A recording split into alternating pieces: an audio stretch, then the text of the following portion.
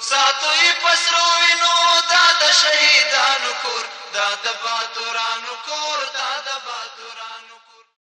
د ننګرهار سپینغر ولسوالۍ کې د نږدې 2 میلیونه امریکایي ډالرو په لګښت د اوبو مدیریت پروژې پلي کیږي. د ننګرهار والي حاجي ملا محمد نعیم آخوند په هڅو سپینغر ولسوالۍ لپاره د نږدې 2 میلیونه امریکایي ډالرو په لګښت د اوبو مدیریت او اوبو لګولو پروژې منظوري شوې چې د هوکړلیک له مخې به د جاپان د PMS مؤسسې له لوري د 2 کلونو په موده کې پلي شي. د ننګرهار کوز کونړ ولسوالۍ مسؤلان او قومي مخور د امیر المؤمنین حفظه الله 18مه ګڼه فرمان چې د ناوړه او غیر شرعي دودونو مخنیوي لپاره صادر شوی د ولسونو په ګټه او خیر ګڼي.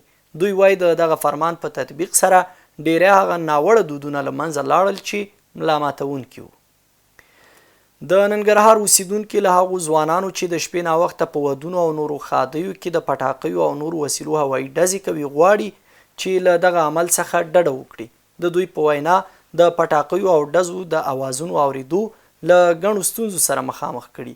د شپې له خوا ورسره خلک په کورونو کې ډیر ناراحته وي او خوب ترې نشي کولی. د جلال آباد ښاریان په دغه ښار کې د کثافاتو ډیروالي، د ربړونو، زړو ټایرونو او نورو له کاره لوېدلو توکو سوځېدو اندېښمن کړي. وایي د هوا ککړتیا سربیره خلکو ته ګڼې تنفسي ناروغۍ پیدا کړي دي. د ننګرهار چاپیریال ساتنې ادارې مسؤلان په ښار کې د چاپیریال او هوا ککړتیا مني، خو په وینا یې چې د مخنیوي په موخه یې د بېلابېلو ادارو سره په ګډه یوه کمیټه جوړه کړي.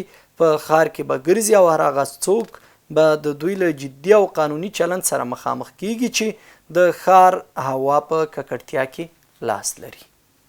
ساتوی پسرو وینو دا د شهیدانو کور دا د باتورانو کور دا د باتورانو